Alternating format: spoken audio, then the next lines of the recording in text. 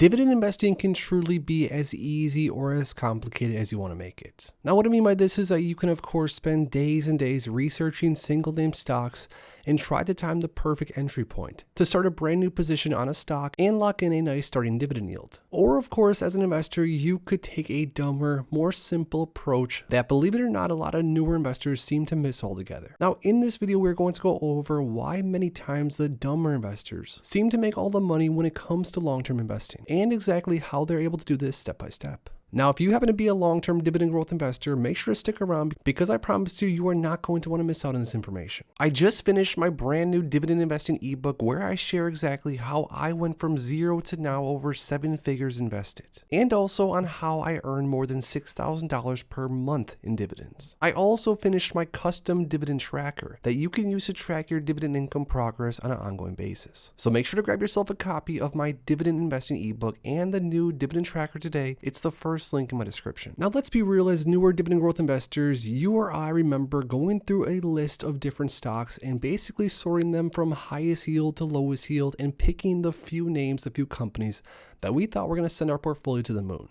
Now, I was definitely guilty of this, and I picked a few different names, AT&T being one of them years ago. And generally speaking, earlier on in my dividend growth investing journey, I was pretty much just buying into single name companies if they offered a nice starting dividend yield. Now, the reason why doing this single stock picking can be, generally speaking, very risky for especially newer investors is because, of course, when you are purchasing a single stock, or let's say even a group of them, your overall portfolio is, of course, not all that diversified, and if 1, 2, or 3 of the names might have a bad quarter or a bad year, newer investors can see their portfolio tank because they just don't have all that much diversification in their portfolio. And unfortunately, a lot of the newer dividend growth investors don't understand in the early days, or maybe just completely ignored altogether like I did back in the early days, that there's a much better approach when it comes to long-term dividend growth investing. And in my opinion, it's definitely investing into a high quality dividend growth ETF. Now, a dividend growth ETF is basically an ETF that has a basket of stocks within it. Some of these ETFs even have hundreds of different stocks in one single name. And with dividend growth ETFs, they all have a few things in common. They all do pay a starting dividend, which is great, especially for the more dividend income focused investors out there, like a lot of you that are probably watching this video right now. But also because they do have the growth aspect. These ETFs also, generally speaking, pay more and more in dividends over time. And although I know in the early days of investing, a lot of these different things that I'm going over in this video might not seem all that important, but I promise you, please take what I'm saying seriously. Because now, around 7 or 8 years since I started dividend growth investing,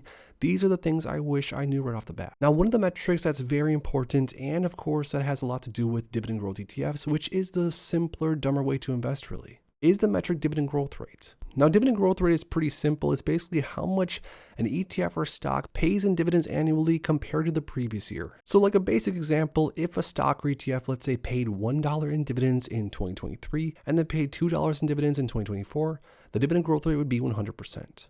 Now, over time, you're going to realize that a lot of different stocks across the market, as well as ETFs, have a dividend growth rate of somewhere of around maybe 1, 2, 3, maybe 4 or 5%. And I would say personally, a good rule of thumb is anything that has a long-term dividend growth rate north of 5% is definitely something that should get your attention. So the reason on why I think that dividend growth rate, that simple metric, is such a cheat code when it comes to long-term dividend growth investing is simply because of this right here.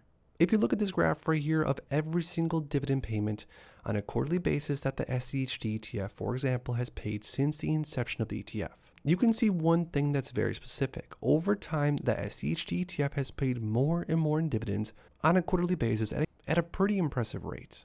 Now, to give you a visual example of an ETF that does not have dividend growth, just to show you how it looks, the QYLD, the Global Nasdaq 100 Covered Call ETF, has been paying dividends on a monthly basis for quite some time. And here's every single monthly dividend that this ETF has paid since the inception of the fund. Now, if you go back in time in 2014, this fund was paying around 19 cents per month per share, 21, 26, and pretty much everything else in between. Now, around 10 or so years later, this ETF is paying around 16 cents per share, 17 cents, 18 cents per share. Now, keep in mind, this ETF has an entirely different strategy, and I'm not saying that this ETF in any way is even comparable to that of something like SCHD.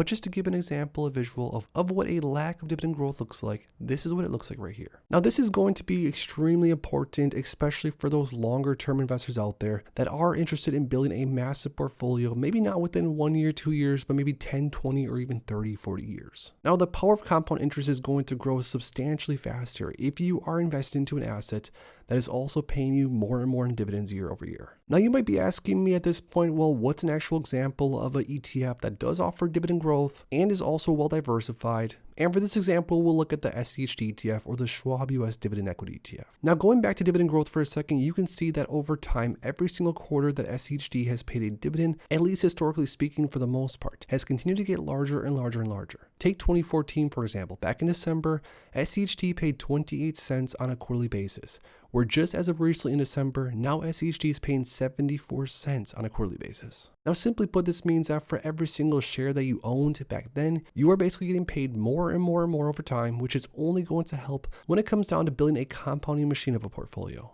But it's not just SCHD. There's tons of other super simple, easy ways to invest into dividend growth ETFs. Like take VIG, for example, the Vanguard Dividend Appreciation Index, another super high quality ETF that has over 300 different holdings in it. Some of the holdings being things like Microsoft, Apple, United Health Group, tons of super high quality blue chip stocks. But with investing into something like VIG, again, just as another example, you're getting almost a 2% starting dividend yield, but the dividend growth rate, again, how fast the dividend has grown over time, has been substantial. To give another example, VIG back in December was paying around 40 cents in dividends, and now just as of recently, almost 80 cents in dividends. Not to mention ETFs like VIG and SCHD have also grown substantially in ETF price year over year, at least over the long term. Now, lastly, I want to go through a few more of some of my favorite dividend growth ETFs that you guys should definitely look into. And once again, I'll repeat what I said earlier. If you are a relatively newer investor that's building out a long-term dividend growth portfolio, and you're picking single stocks for your portfolio, in my personal humble opinion, I think that could possibly, of course we don't know what's going to happen, but I think possibly that could be a mistake, because investors that are buying into things like DGRO, the iShares Core Dividend Growth ETF, ETFs like VIG that we saw a second ago, and even ETFs like SCHD, investors that are buying into dividend growth ETFs like those are not only getting exposure to some of the biggest, highest quality companies, stocks in the world with just a click of the button, but they're also buying into high quality dividend ETFs that are diversified, offer a nice starting dividend yield, some more than others of course, and also for those longer term investors out there, I promise you, dividend growth rate, or how much year over year in dividends an asset pays, is going to be a very important metric, especially 3, 5, 10, 15, 20 years down the road. So by all means, if you want to be a single stock picker, and keep in mind, I definitely have tons of single pick stocks in my portfolio. I'm not saying that you shouldn't have a diversified portfolio with a little bit of everything, but I promise you a portfolio of single pick stocks, especially from a newer investor. And keep in mind, you're most likely going to get better at single stock picking over time as you just become more and more aware of the market and as you learn more. But for newer long-term dividend growth investors that do have a long timeline ahead of them, I think investing into single stocks could be a massive mistake in the context that there's so many high quality dividend growth ETFs out there that would really allow an everyday brand new dividend growth investor to build a super solid foundation for their portfolio long term. But now I want to hear from you guys down below when it comes to building out a long-term dividend growth portfolio. Do you personally prefer single stock picking, or are you someone that buys into dividend growth ETFs like the ones that we showed you in this video? If you enjoyed this video, make sure to please drop a like and subscribe for more future content like this. Thanks as always for stopping by, and if you are interested in investing, make sure to check out these recent videos I posted right here.